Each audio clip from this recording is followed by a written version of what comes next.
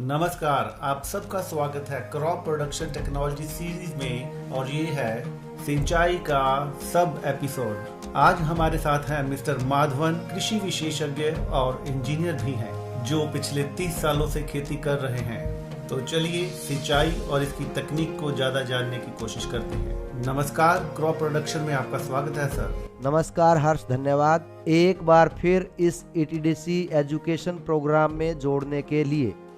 मैं बहुत खुश हूँ कि किसान इसको सुन पा रहे हैं और अपने खेतों में और बागीचों में इसको इस्तेमाल करने की कोशिश कर रहे हैं। ये उनके लिए मददगार रहेगा। तो आइए अब इसे शुरू करते हैं। आज हम सिंचाई के दूसरे भाग के बारे में जानेंगे। हम सिंचाई की आम बात जान चुके और आज बात करेंगे सिंचाई के तरीकों पर कि कौन कौन से तरीके मौजूद हैं। ये बहुत सारे उपकरण के होने जैसा है, जैसे प्लास, पेचकस इत्यादि इत्यादि। ये सब मशीनों में इस्तेमाल होता है। ऐसे ही सिंचाई में बहुत सारे उपकरण हैं। मैं आपको गिनवा देता हूँ। Flood irrigation, siphon irrigation, drip irrigation, mist irrigation, controlled irrigation system और भी बहुत कुछ। आमतौर पर ज़्यादातर किसान भाई फ्लड इरिगेशन को अपनाते हैं, जिसमें आप पानी खेतों में बहने के लिए छोड़ देते हैं। बिल्कुल आसान है और इसके बारे में शायद मैंने पिछले एपिसोड में बताया था कि ये बहुत ज़्यादा हानिकारक होती है। कुछ खास लाभ नहीं है। 90% फ्लड इरिगेशन हानिकारक होती है, पर इसका इस्तेमाल करते हैं और पानी वेस्ट करते हैं। जैसा मैंने पहले भी कहा, मैं दोबारा से बोल रहा हूँ, हम उत्पादकता कम करने के लिए सिंचाई कर रहे हैं। ऐसा करके हम पौधे को हानि पहुँचाते हैं अच्छी उत्पादकता के लिए। अगली है साइफन इरिगेशन। हमने एक फ़ोटो के माध्यम से दिखाया है कि साइफन इरिगेशन क्या होता है। ये कुछ खास नहीं होती है, बस आपके बगीचे में ही एक आधे इंच की पाइप लगा दिया जाता है मेन कैनाल से जोड़कर, जो कि छोटे कैनालों के जरिए खेत में पानी पहुंचाते हैं। फरो भी आपके खेतों में धीरे धीरे सिंचाई करेगी। खेतों में ज़्यादा पानी भरने की बजाय ये अधिक बेहतर होती है। सिंचाई एक विज्ञान है, जैसा कि मैं हमेशा ही कहता रहा हूँ। ये कोई कैलेंडर को देख के करने वाला काम नहीं है, या कोई भी तरीका चुनकर ये कहें कि ये बेहतर है या वो बेहतर है। हम इसे इस तरीके से नहीं समझ सकते। हमें ये समझना होगा कि पौधे को क्या चाहिए। सही तरीके से चलें कर रहा हूँ। सिंचाई क्यों करनी है, उस तरीके से सोचें और आप तय करें कि कौन सा तरीका इसके लिए सही है। साइफनिंग के लिए हम कहते हैं कि पानी के लिए इसका थोड़ा बहाव ही काफ़ी है। ऐसा कहने पर अब मैं इसको भूमि की तैयारी से जोड़ने की कोशिश करता हूँ। वहाँ पर मैंने बताया था कि सिजलिंग बहुत ही ज़रूरी है। वो भी सिंचाई को अच्छा बनाने के लिए अपना बहुत ही महत्वपूर्ण योगदान निभाता है। ध्यान रखें, इसकी ज़रूरत आपकी सिंचाई से जुड़ी है। अब सिंचाई, जो कि एक विज्ञान है, आपके पौधे की फिजियोलॉजी एक्टिविटी से भी जुड़ी है। आप कृपया इसे इस तरीके से समझें, ये बीज उगने की शुरुआती स्टेज है। अभी बस फसल उगनी शुरू हुई है। उसके बाद ये फसल फले फूलेगी और मर जाएगी। अब शुरुआत में जब फसल उगना शुरू करती है, जिसे हम जर्मिनेशन या स्पॉटिंग कहते हैं, उस समय फसल को थोड़ी ज़्यादा नमी चाहिए, बहुत ज़्यादा नहीं। इसलिए हम बताते हैं कि इसे हमेशा रिजर्व फ्लो से डालें। इसको नमी केवल इसलिए चाहिए कि वो बीज की ऊपरी सतह को नरम कर दे और बीज को फूटने में आसानी हो। तो अपनी सिंचाई के तरीके को चुन लें, जो आधारित हो। नंबर 1, मिट्टी के प्रकार पर। नंबर 2, जो फसल आप उगा रहे हैं। नंबर 3, जमीन के आधार पर। आप इन तीनों के आधार पर ही ये चुनाव करें कि आपको कौन सी सिंचाई करनी है। आपके पास उपकरण मौजूद हैं, जैसा कि मैंने कहा, मिस्टिंग, साइफनिंग, ड्रिप इरिगेशन इत्यादि इत्यादि। ये सब के सब टूल्स ही होते हैं, पर आपके लिए कौन सी सिंचाई बेहतर है, तीनों पॉइंट ध्यान रखने होंगे और फिर चुनाव कीजिए कि किसके लिए जाना बेहतर रहेगा। ज़्यादातर यही सोचते हैं कि ड्रिप इरिगेशन सूखे के लिए या पानी बचाने के लिए होती है। ये बहुत दुखदाई है कि इतनी अच्छी तकनीक को केवल छोटे से काम के लिए रख दिया गया है। ये केवल उसके लिए नहीं है, ये उससे कहीं अधिक है। इस एपिसोड में मैं ज़्यादातर ड्रिप इरिगेशन की बात करूंगा। मैंने 3 पॉइंट्स के बारे में बताया। मिट्टी के प्रकार, एग्रोनॉमिकल कंडीशन और फसल आपको चुननी है। उदाहरण के तौर पर यदि आप ड्रिप सिंचाई को चुनना चाहते हैं, जो पॉइंट्स आपको ध्यान रखने होंगे ड्रिप के लिए। पहला पॉइंट है कि आपके पास 24 घंटे बिजली उपलब्ध होनी चाहिए। नंबर 2, आपकी मिट्टी किस प्रकार की है। नंबर 3, जब मैं प्रकार कहता हूं तो बताएं कि आपकी मिट्टी किस तरह की है। मतलब कि मिट्टी में क्या क्या है, क्ले कंटेंट क्या है, उसमें कौन कौन से तत्व मौजूद हैं। हम फिजिकल कैरेक्टरिस्टिक की बात कर रहे हैं, केमिकल की नहीं। वो तो पौधों के लिए है, तो उसकी फिजिकल कैरेक्टरिस्टिक ये तय करेगी हमें अच्छे से ड्रिप इरिगेशन का इस्तेमाल कैसे करना है। अगला पॉइंट जो हमें ध्यान रखना है वो है पानी की गुणवत्ता। ड्रिप इरिगेशन का इस्तेमाल करते वक्त इन चीज़ों का ध्यान अवश्य रखें। सूखा पड़ने के कारण ऐसा नहीं है आप गंदा पानी या सोडिक पानी डालें, इससे पूरा का पूरा सिस्टम खराब हो जाएगा। सोचिए आपके पास बिजली है ही नहीं, आपको केवल 4 घंटे बिजली मिलती है। केवल उन 4 घंटों में ड्रिप करके और बाकी 8 घंटे कुछ नहीं, बहुत बड़ी हानि है। ड्रिप का मतलब है कि आपको पौधे की ज़रूरत के हिसाब से सिंचाई करनी होगी, ना कि उस सतह को लगातार गीला करके। ऐसा करना अच्छा तरीका नहीं है। जब भी आप ड्रिप प्रयोग करें इन बातों का जरूर ध्यान रखें, वरना ड्रिप इरिगेशन उतनी उत्पादकता नहीं दे पाएगी जितनी कि उसको देनी चाहिए। ये बहुत ही अद्भुत टूल है। इसको केवल ये सोचकर इस्तेमाल कि इससे पानी बचता है और ये खरपतवार को कम करता है, ऐसा कुछ भी नहीं है। ये क्या कर सकता है, ये मिथ्य है। अगर हम इन बिंदुओं का ध्यान रखते हुए इसका इस्तेमाल करें जो कि मैंने बताई थी, पानी की गुणवत्ता और 24 घंटा बिजली, ताकि आप जब भी पानी देना चाहें दे पाएं और जब नहीं चाहिए तो नहीं। आपको ये ड्रिप अपनी मिट्टी के आधार पर चुननी होंगी। आपकी फसल को उगाने से लेकर उसे काटने तक पानी की ज़रूरत बदलती रहती है। जब आप बीज बोएं, शायद आपको उस दिन कम पानी की ज़रूरत हो ताकि बीज मुलायम हो जाए और बीज जल्दी से फूट जाए, इसी की ज़रूरत है। उस वक्त आपके पास बिजली नहीं होगी तो ज़रा सोचिए क्या होगा। आप ड्रिप को दोष नहीं दे सकते। अब फर्टिगेशन, सब कहते हैं कि ड्रिप को फर्टिगेट नहीं किया जा सकता सिवाय मोबाइल एलिमेंट के। हमने मिट्टी परीक्षण में आपको मोबाइल और इमोबाइल के बारे में बताया था। तो मोबाइल और इमोबाइल महत्वपूर्ण भूमिका निभाते हैं फर्टिगेशन सिस्टम में। मतलब कि मिट्टी की विशेषताएं बताएंगी कि जड़ों में कौन कौन से पोषक तत्व मौजूद हैं। मैं आपको कंफ्यूज नहीं कर रहा, कृपया धीरे धीरे आगे बढ़ें, वरना आपकी ड्रिप सही तरीके से काम नहीं करेगी। अगर आप चाहते हैं कि ड्रिप बहुत अच्छे से काम करे और आपको अधिक से अधिक उत्पादकता मिले इस उच्च स्तरीय तकनीक का इस्तेमाल करके, ऐसा ना सोचें कि केवल ये पानी बचाने के लिए है। ये तो इसका सबसे छोटा काम है, ये और भी काम करती है। मैंने कहा पौधे की फिजियोलॉजी एक्टिविटी। वनस्पतिक अवस्था में बढ़ने के बाद इसको स्ट्रेस की ज़रूरत होती है। फसल को कुछ हद तक स्ट्रेस की ज़रूरत है।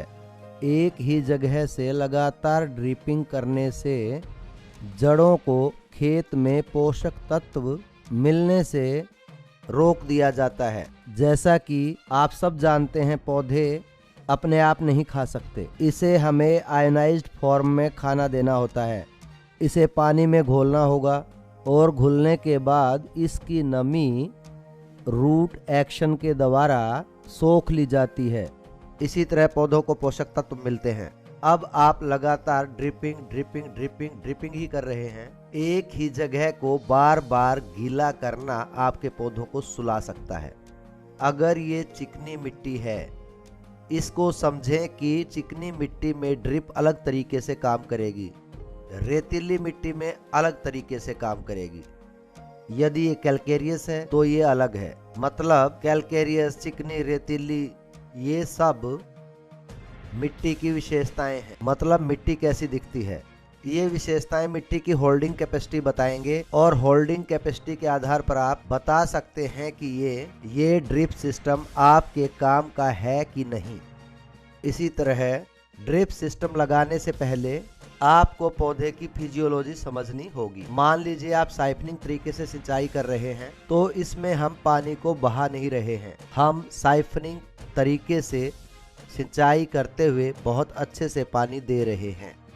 इन नालियों से सिंचाई करने के लिए जैसा कि हमने सिजलिंग कर रखी है, तो पानी नीचे की ओर उतर जाता है और कैपिलरी एक्शन से जड़ें इसे सोख लेती हैं। ये सिंचाई का विज्ञान है। ऐसा ही ड्रिप में भी होता है। पर अगर आप एक ही जगह पर पानी बहाते रहेंगे तो ड्रिपर्स, जब मैं ड्रिपर्स की बात करता हूं तो ड्रिपर्स को चुनना, हर 45 सेकंड पर एक ड्रिप होती है जिसे हम ड्रिपर पॉइंट्स कहते हैं। ये आपको देता है 1 litre, 1.5 litre, 2 litre, 3 litre, 5 litre. ये टूल्स का गुच्छा है। कैसे चुनेंगे? फसल के आधार पर। आज आपके पास, उदाहरण के तौर पर आज आपके पास धान है, शिमला मिर्च की धान की ज़रूरतें थोड़ी ज़्यादा होती हैं, ये संतुलित नहीं है। आप धान के लिए ड्रिप का प्रयोग कर सकते हैं, शिमला मिर्च के लिए भी ड्रिप का प्रयोग कर सकते हैं। वो सिस्टम आपकी फसल के लिए सही रहेगा। अगर आपकी मिट्टी चिकनी है तो फर्टिगेशन एक अलग चीज़ है। फर्टिगेशन का प्रभाव 80% तक कम हो जाएगा। नाइट्रोजन के अलावा बोरोन, बहुत सारी चीज़ उस तक नहीं पहुंच पाएंगी। आप ज़्यादा लाभ नहीं उठा पाएंगे अगर बिजली नहीं होगी ड्रिप को इस्तेमाल करते हुए। मैं मुंह से खा रहा हूं और ग्लूकोज दे रहा हूं, क्या ग्लूकोज मेरे मुंह के लिए विकल्प हो सकता है? सोचिए। सलाइन दिया जाता है आपातकालीन स्थिति में, जब आप निगल नहीं पाते हैं या आप निगलने की स्थिति में नहीं होते, उस समय डॉक्टर आपको ग्लूकोज देता है ताकि हमारे अंग काम करते रहें। डॉक्टर सोच समझकर हमें एनर्जी देता है, पर यह हमेशा के लिए नहीं है, ये केवल थोड़े समय के लिए होता है।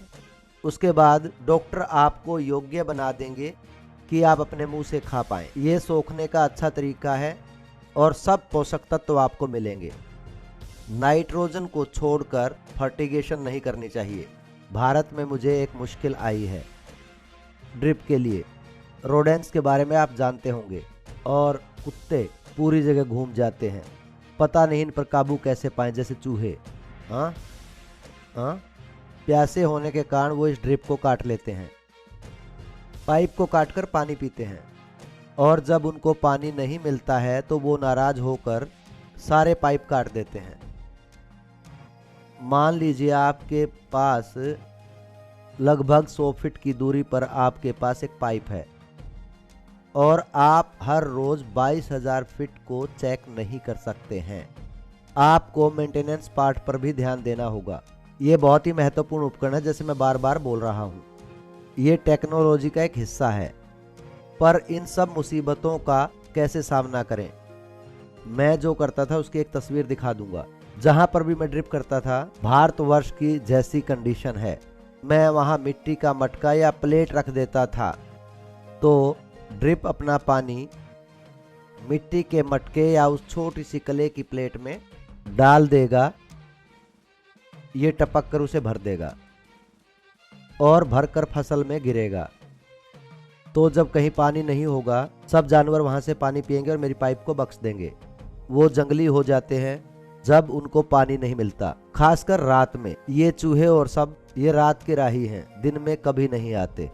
निशाचर ये तभी आते हैं जब सूरज डूब जाता है और आप वहां नहीं होते, ये काट लेते हैं। आपको पता नहीं होता, आप सोचते हैं कि मैं तो बहुत समझदार हूँ, बनावटी ज्ञान, वाल 1 को वाल 2 से जोड़ दूं और सिंचाई हो जाएगी।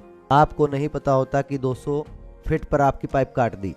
ड्रिप पाइप करते वक्त आपको इन सब बातों का ध्यान रखना होगा। साइफनिंग में हमें यह दिक्कत थी कि हम पानी को कैनाल के जरिए बहाते थे और इससे हमें नुकसान होता था।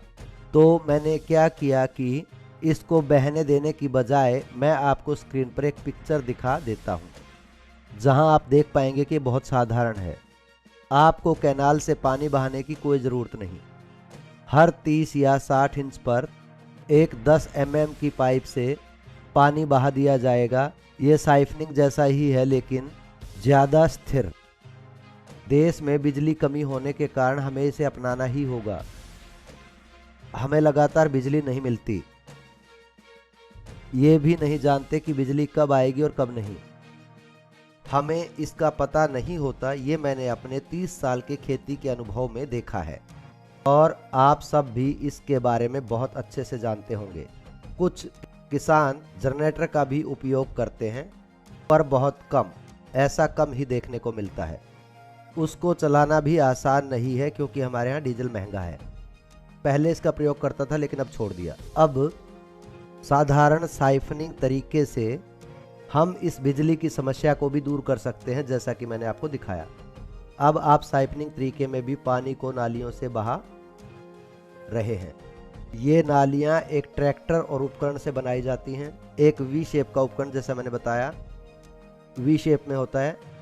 ये गहरी और तंग नालियाँ, बहुत तंग और गहरी, मतलब कृषि स्थितियों के कारण पानी का नुकसान कम कर दिया गया है और आपने पानी के 60 व 40 के अनुपात के एक बड़े विस्तार को पूरा किया है, जो है नमी और हवा। और ऐसे ही फसल का प्रदर्शन अच्छा होता है। ऐसे ही जड़ों पर लगातार पानी या फिर जड़ों को गीला करने से फंगल इन्फेक्शन भी दूर होता है। मैंने आपको बहुत ज़्यादा चीज़ें बता दी हैं, इन्हें धीरे धीरे समझना होगा।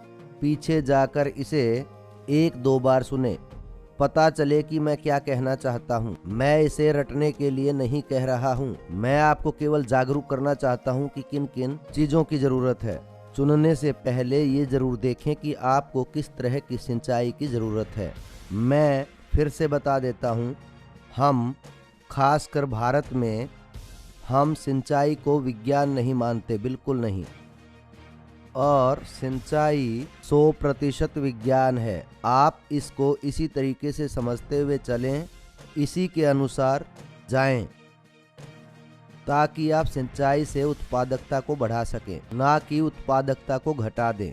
और आज के समय में ये घट रही है, ना जानते हुए ज़्यादा सिंचाई कर रहे हैं, क्योंकि पौधा अपने आप नहीं कह सकता कि ओह ज़्यादा भीग गया हूँ, मुझे परेशानी हो रही है। ये आपको केवल एक लक्षण दिखा सकता है कमजोरी का। या तो ये सूखे में कमजोर पड़ेगा या फिर ज़्यादा भीगने पर कमजोर। दोनों ही तरीकों में इसे सींचने से या ड्रिप लगाकर बहाने से, ड्रिप या लगातार पानी बहाने से जड़ें सो जाती हैं ऑक्सीजन ना मिलने की वजह से। जब जड़ें सो रही होती हैं वो पौधे का उत्पाद नहीं कर सकती, उत्पादक दिन घट जाते हैं।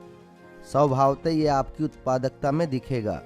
प्यारे दोस्तों, मैं अपने सिंचाई के तरीकों के बारे में बहुत सा बता चुका। कोई भी सवाल हो मुझे बताएं। और ये एक विस्तृत सब्जेक्ट है। जब तक आप स्टेप 1 को नहीं समझेंगे दूसरे स्टेप तक नहीं जा पाएंगे, ना स्टेप 3 पर। आपको कृपया ये मानना होगा कि सिंचाई एक विज्ञान है और उसके आधार पर आप अपनी सिंचाई को शुरू करें। बहुत धन्यवाद। सबको नया साल मुबारक। बहुत धन्यवाद सर, अपना इतना कीमती वक्त निकालने के लिए और सिंचाई और इसके फ़ायदों के बारे में बताने के लिए। यदि इसे सही से प्रयोग करें, और दर्शकों से मैं अनुरोध करूंगा कि अगर वीडियो अच्छा लगे तो परिवार और दोस्तों में शेयर करें। और हमारी क्रॉप प्रोडक्शन टेक्नोलॉजी के सभी एपिसोड को देखने के लिए चैनल को सब्सक्राइब करें और बेल आइकन को दबाएं।